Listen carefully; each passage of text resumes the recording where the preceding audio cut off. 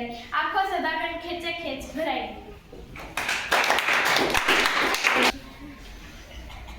હવે આવે છે ફૂલાભાઈ. સમરસલાલ શેઠને તો હું 10 વર્ષથી જાણું છું. એમના દાદા ભલે ને સોનાવાળા હોય પણ એમણે ગાજરમાં ઇનામ મેળવી લાવ્યું છે. એમના વર્ષ વધારે 7 વર્ષની છે, તેમ છતાં તેમણે સરકારી ઇનામ મેળવી લાવ્યું છે. મારી તો ભગવાનને એક જ પ્રાર્થના છે કે તે મુડાની હરીફાઈમાં ઇનામ લઈ આવે. ભગવાન તેમના 100 વર્ષ પૂરા કરે. હવે આવે છે લલ્લુભાઈ લસણવાળા. નમસ્તે, મારું નામ છે લલ્લુભાઈ લસણવાળા. હું લસણનો વેપાર કરું છું. લસણ બધી ખાય છે. લસણની ચટણીની વાત જ ના પૂછો.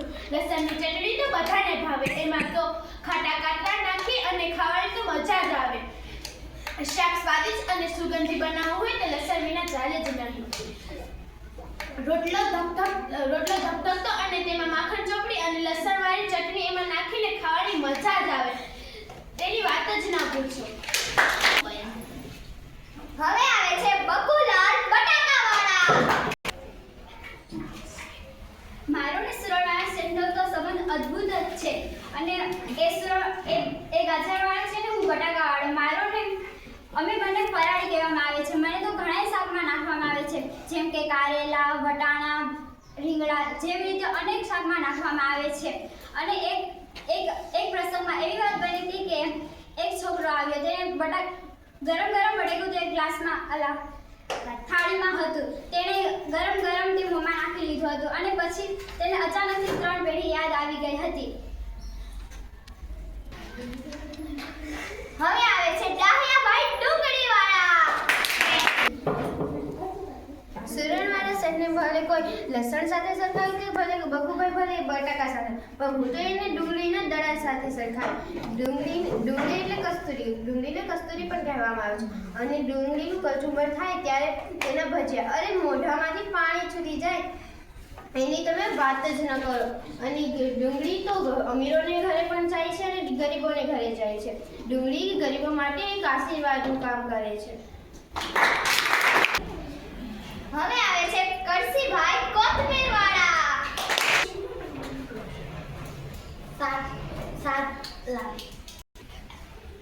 શાકભાજીવાળા વેજીટેબલ ભાઈઓ શેઠ સમરસલાલ વેજીટેબલનો વેપાર છે અને હું તો નોન વેજીટેબલ છું. કારણ શાક વેચતો નથી પણ આદુ, મરચાં અને કોથમીર વેચવાનો ધંધો કરું છું. વેજીટેબલ ભાઈઓ બટાકાને જુદા વેજીટેબલ ભાઈઓ બટાકા અને ડુંગળી જેવા કર્યા. પણ હું તો કહીશ કે શાક અને કઢીમાં કોથમીર ન નાખે તે ફીકા કહેવાય અને કોથમીર ન નાખે તે કોથમીરનો ઓથમીર કહેવાય. હવે બધા શાંતિથી બેસી જાઓ કેમ કે આપણી વચ્ચે પધારે છે સમરલાલ સુરણવાળા. હું બટાકા જેવો, ડુંગળી જેવો કે શકરિયા જેવો એ તો મને કશી ખબર નથી, પણ મારા ઘરના મને ડુંગળી જેવો, બળકા જેવો કહીને બોલાવે છે. હું સીધો સાધો વ્યાપારી છું. મારા દાદાજી સુરણનો વ્યાપાર કરતા હતા. હું પોતે ગાજર વાવું છું અને તેનો વ્યાપાર કરું છું. મારા જીજાજી શકરિયાનો વ્યાપાર કરે છે. મારા જમાઈ જમરૂખનો વ્યાપાર કરે છે. તમે બધા સાથે મળી અમને વેજીટેબલ ફેમિલી પણ કહી શકો છો. આપણા બધાના સહકારના લીધે શાકભાજી ઊંચી જશે એવી મને આશા છે. આભાર.